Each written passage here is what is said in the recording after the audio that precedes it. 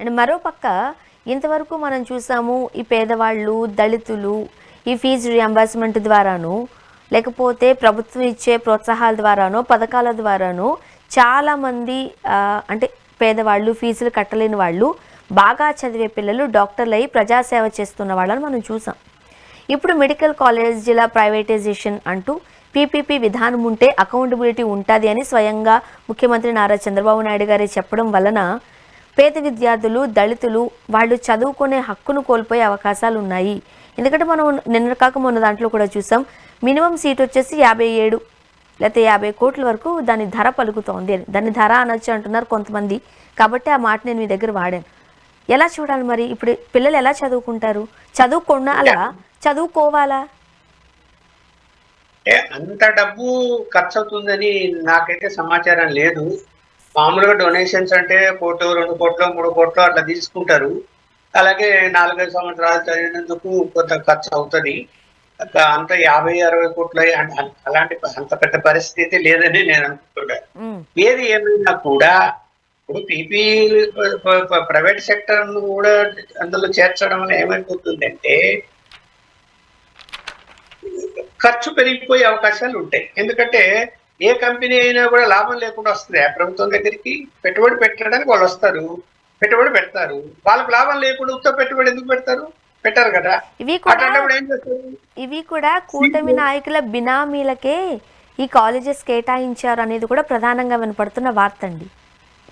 అవన్నీ కదా చూడమ్మా, ప్రైవేట్ సెక్టర్ ఇన్వైట్ చేసినప్పుడు, భాగస్వామ్యం కల్పించినప్పుడు రాజకీయ నాయకులకు సంబంధం లేని వాళ్ళు ఉంటారని మనం ఎందుకోవాలా? ఖచ్చితంగా రాజకీయాలుగా ఇప్పుడు అనేక కంపెనీలు ఇవాళ రాజకీయ నాయకులకు ఉన్నాయి. రకరకాల కంపెనీలు, కన్స్ట్రక్షన్ కంపెనీల దగ్గర నుంచి రియల్ ఎస్టేట్ కంపెనీలు అవన్నీ ఉన్నాయి. విద్యారంగంలో కూడా రాజకీయ నాయకులకు సంబంధించిన కాలేజీలు, ఇన్స్టిట్యూషన్లు బోలెడు ఉన్నాయి. ఉన్నప్పుడు ప్రైవేట్ భాగస్వామ్యాన్ని తీసుకున్నప్పుడు వాళ్ళకి వచ్చి తీరుతారు, మేము ఇన్వెస్ట్మెంట్ పెడతామని. వాళ్ళు వచ్చి తిన్నప్పుడు వాళ్ళు ఏం చేస్తారు? వాళ్ళకి గిట్టుబాటు కావాలి కాబట్టి ఫీజు ఇంతే ఉండాలా, లేకపోతే మేము కష్టమవుతుంది మాకు అంటాడు. వీళ్ళు కంట్రోల్ ఉంటారు. అప్పుడు ప్రభుత్వ కంట్రోల్ వాళ్ళ కంట్రోల్లోకి వెళ్ళిపోతుంది. నిర్వహణ ప్రభుత్వం చేయలేదు, అప్పుడు ప్రైవేట్ వాళ్ళు చేస్తారు.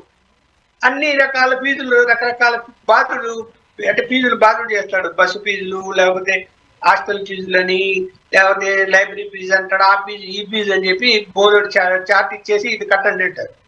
కట్టక ఏం చేస్తారు? అలాగే డొనేషన్లు.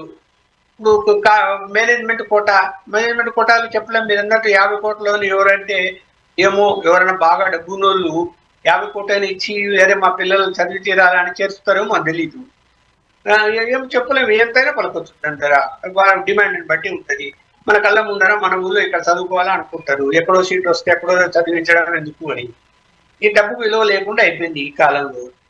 దాన్ని ఎన్కరేజ్ చేసుకుంటున్నారు. ఇప్పుడు ప్రభుత్వ పరంగా నిర్వహించడం వేరు, ప్రైవేట్ భాగస్వామ్యాన్ని కలుపుకోవటం వేరు. అయితే ఏంటంటే ప్రైవేట్ ప్రభుత్వ పరంగా నిర్వహిస్తే ఏమవుతుందంటే మధ్యతరగతి, పేద తరగతి వాళ్ళు కాలేజ్ అంటే మేనేజ్మెంట్ సీట్లు వస్తే ఇబ్బంది పడకుండా చదువుకోగలుగుతారు, పెద్దగా ఆర్థిక భారం మీద పడకుండా. కానీ ఇప్పుడు మరి ప్రైవేట్ భాగస్వామ్యం ఎంటర్ అయిన తర్వాత మరి వాళ్ళు ఏమి రేపొద్దున నిర్ణయాలు తీసుకుంటారో, ఏమి ఫీజులు పెంచుతారో, ఏం కఠినమైన నిర్ణయాలు తీసుకుంటారో తెలీదు.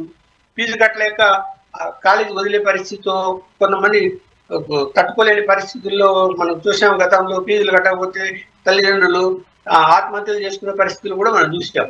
అందువల్ల ఏం జరుగుతుంది అని చెప్పలేము. మరి ప్రభుత్వం ఏంటి, ప్రభుత్వ పరంగా నిర్వహించడానికి ఆర్థిక స్తోమత లేదు. అలాగే ప్రభుత్వ పరంగా కంటే ప్రైవేట్ పరంగా అయితే నాణ్యత బాగుంటుంది. ప్రభుత్వం అంటే నిర్లక్ష్య ద్వారానే ఉంటుంది, డాక్టర్లకు కానీ స్టాఫ్కి కానీ అని వాళ్ళ ఉద్దేశం. అలా చెప్తున్నారు. ప్రైవేట్ రంగం అయితే అలా ఉండదు, భయం ఉంటుంది అని. మరి చూడాలి ఏం జరుగుతుంది అని.